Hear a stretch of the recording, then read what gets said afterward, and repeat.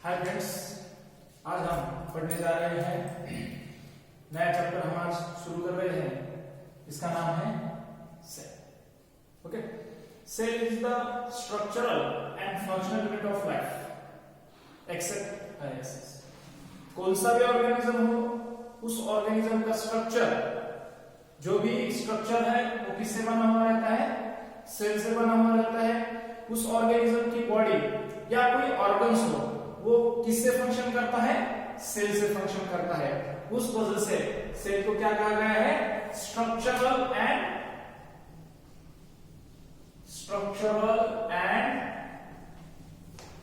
Functional unit of life except virus. Okay, life का structure and functional unit कौन है? तो सेल है। ओके, हमें अभी पहले एक दो डेफिनेशन देखने की है। उससे पहले अब देखिए साइटोलॉजी किसे कहा जाता है। Okay, cytology means the study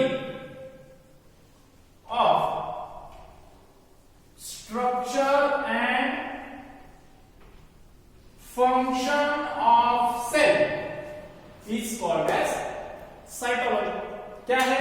अगर कोई सेल है, उसका स्ट्रक्चर कैसा है, उसका फंक्शन कैसा है, इसकी स्टडी जहां जिसे करी जाती है उसे साइटोलॉजी ऐसा कहा जाता है। और एक डेफिनेशन हमें देखने की है, totipotency. Okay, totipotency means what? The ability of the cell to produce different cell. क्या है totipotency? Means the ability of cell to produce different cell and whole organism. कोई सेल है, उसमें ऐसी एबिलिटी है कि वो डिफरेंट सेल प्रोड्यूस कर सकता है और उस डिफरेंट सेल से एक पूरा ऑर्गेनिज्म बना सकता है।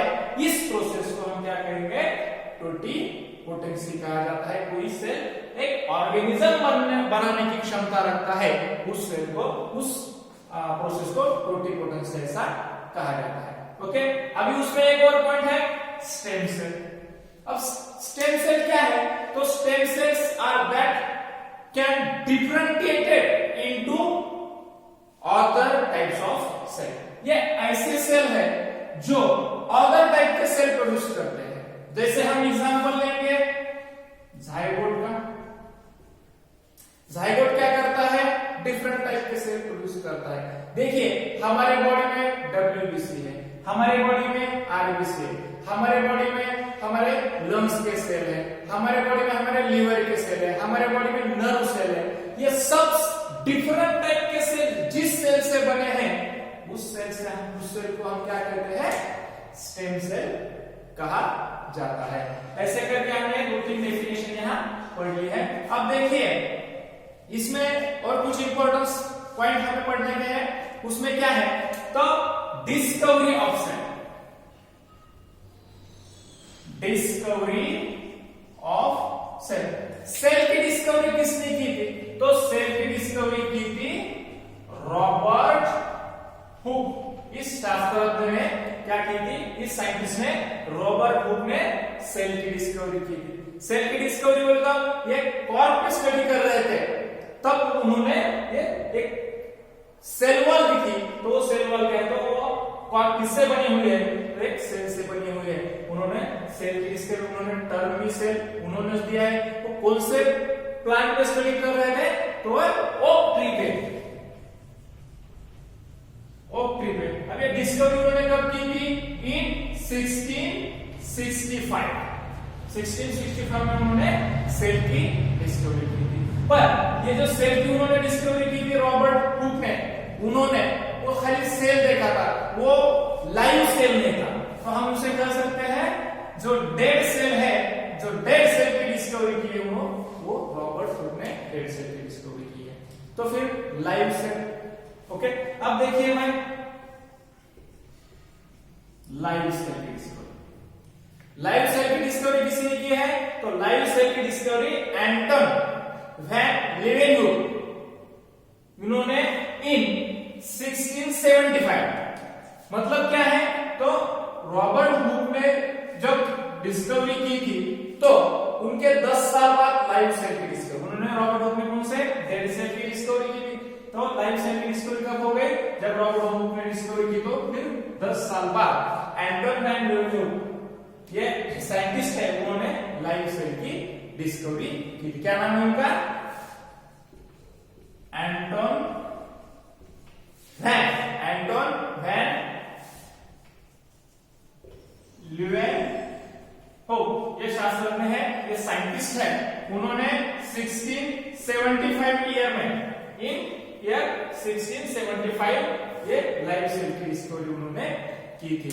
ओके, ऐसे करके शॉर्ट में हमने सेल के जो स्ट्रक्चर है, सेल की जो डिस्कवरी है वो भी पढ़ लिया, 2-3 डेफिनेशन भी हमने यहाँ पढ़ लिया है। फिर क्या हो गया, तो और एक न्यूक्लियस की डिस्कवरी हम पढ़ेंगे। न्यूक्लियस किसने की थी, रॉबर्ट ब्राउन, इन्होंने क्या की थी, न्यूक्लियस की डिस्कवरी की थी। ये सेल है समझो, इस सेल के अंदर क्या है, ये न्यूक्लियस है, इस न्यूक्लियस की डिस्कवरी किसने की थी, रॉबर्ट ब्राउन, इस साइंटिस्ट ने सेल के अंदर जो न्यूक्लियस है उसकी डिस्कवरी की थी। अब देखिए उसके बाद 2 साइंटिस्ट है, एक जूलॉजिस्ट है और एक बॉटनिस्ट है, उन दोनों ने क्या किया है, सेल की थ्योरी मांडी है, सेल की थ्योरी प्रपोज की है। वो सेल की थ्योरी कौन है, वो 2 साइंटिस्ट, वो 2 साइंटिस्ट हैं MJ स्क्लेडेन and TS चॉन।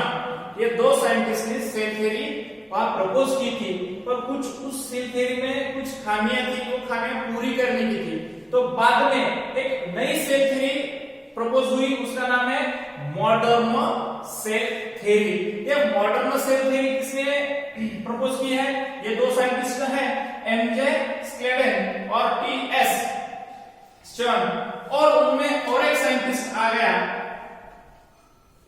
Rudolf विर्चोव।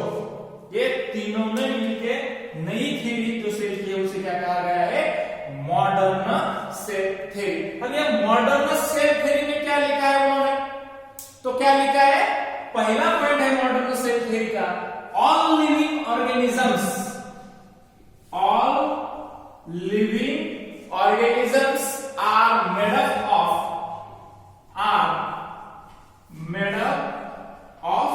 cell। जितने भी लिविंग ऑर्गेनिज्म है वो किससे बने हैं, सेल से बने हुए हैं। ये पहला पॉइंट उन्होंने उस सेल थ्योरी में लिखा है। दूसरा पॉइंट क्या है, cell is a basic unit of life. क्या है cell, basic unit of life. Life का बेसिक यूनिट कौन है, सेल है करके उन्होंने दूसरा पॉइंट उसमें डाला है। और तीसरा क्या है, all cells arise from pre existing cell.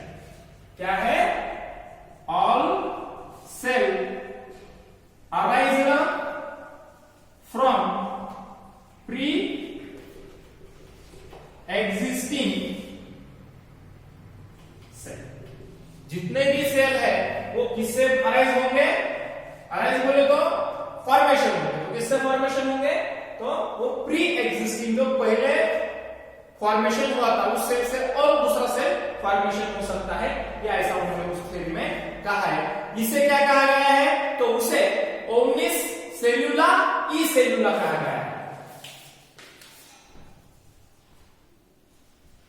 Omnis सेल्यूला ई सेल्यूला क्या कहा है, जब एक सेल से दूसरा सेल फॉर्मेशन होता है, the all cells arise from pre-existing cell is also called as omnicellular।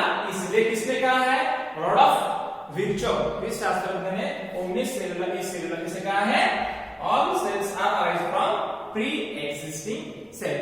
Okay, और क्या कहा है उसमें उन्होंने मॉडर्न सेल थ्योरी में, तो और एक पॉइंट क्या है, तो उसमें जितने भी total activity of cells are क्या है, जितने भी सेल के एक्टिविटी है, total activity of cells are responsible. जितने भी सेल के एक्टिविटी है वो क्या करेंगे, एक ऑर्गेनिज्म से रिस्पॉन्सिबल रहेंगे, आर रिस्पॉन्सिबल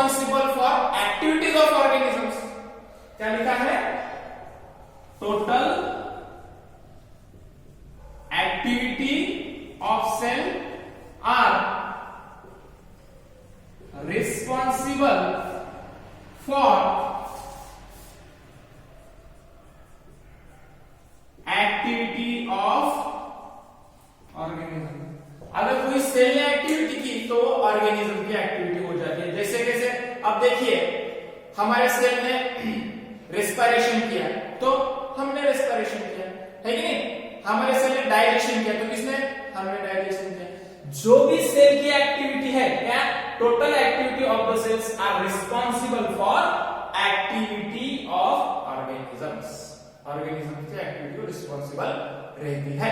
और क्या लिखा है? Cell show transformation of energy. क्या कहा है? सेल क्या करते हैं? एनर्जी ट्रांसफॉर्मेशन करते हैं। और क्या कहा है? तो सेल कंटेन, सेल में क्या क्या है? Cell contain nucleic acid, okay, DNA, RNA, है कि नहीं? साइटोप्लाज्म भी है, ओके, न्यूक्लियस भी है, ईटीसी। ये जो डिफरेंट टाइप के ऑर्गेनल्स है वो सेल के अंदर प्रेजेंट रहते हैं, ऐसे उन्होंने इसमें कहा है, इस मॉडर्न सेल थ्योरी में उन्होंने कहा है। अब ये सेल होते कैसे, इनकी साइज कैसी होती है, इनका शेप कैसा होता है, ये हम पढ़ेंगे। देखिए अभी ये जितने भी सेल है उसमें हमें पहला भी क्या पढ़ना है? तो सेल की साइज कैसी है, कैसी होती है, डिफरेंट टाइप के साइज के सेल, वो हमें पढ़नी है। ओके, तो क्या है हमारा point? Size of cell. Cell की साइज हमें पढ़नी है। अब देखिए स्मॉलेस्ट सेल सबसे पहले,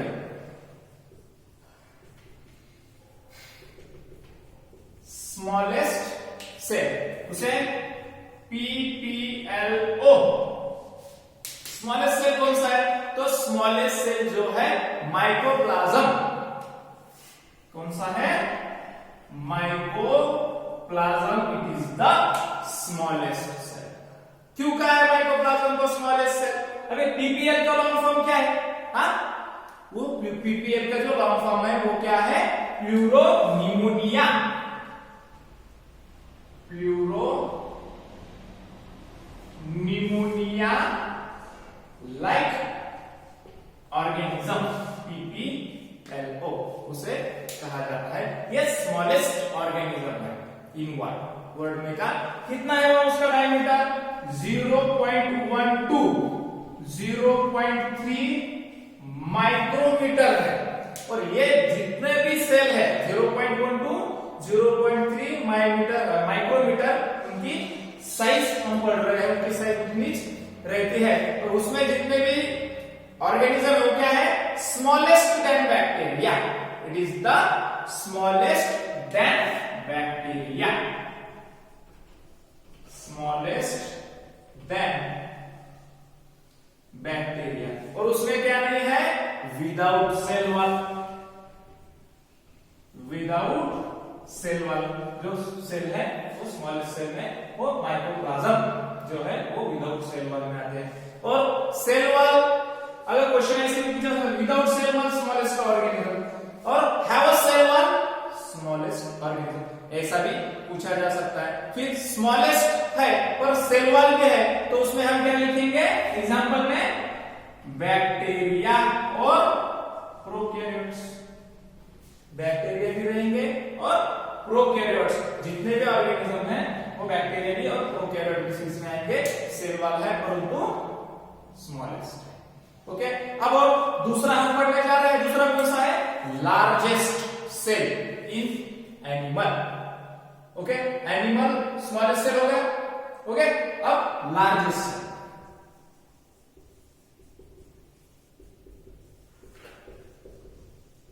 एनिमल्स का लार्जेस्ट सेल कौन सा है?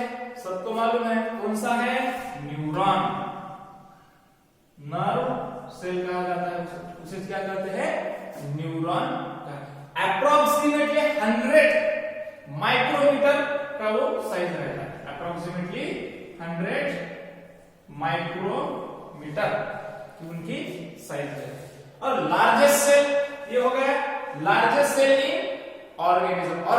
एनिमल्स नहीं, सॉरी ऑर्गेनिज्म हो गया एनिमल्स का। अब लार्जेस्ट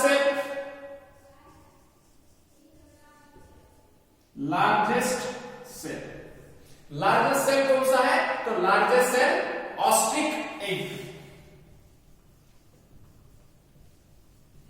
ये क्या है?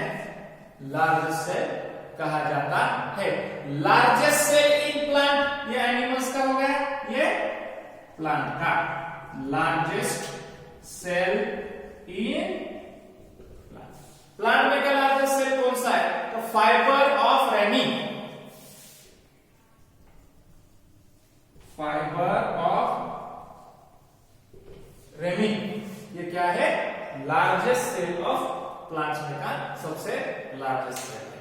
अब देखिए ये हो गया size, smallest, largest, largest animal cell, smallest, largest plant cell. ये चारों इंपॉर्टेंट है नीट के पॉइंट ऑफ व्यू से भी, सीटी के पॉइंट ऑफ व्यू से भी।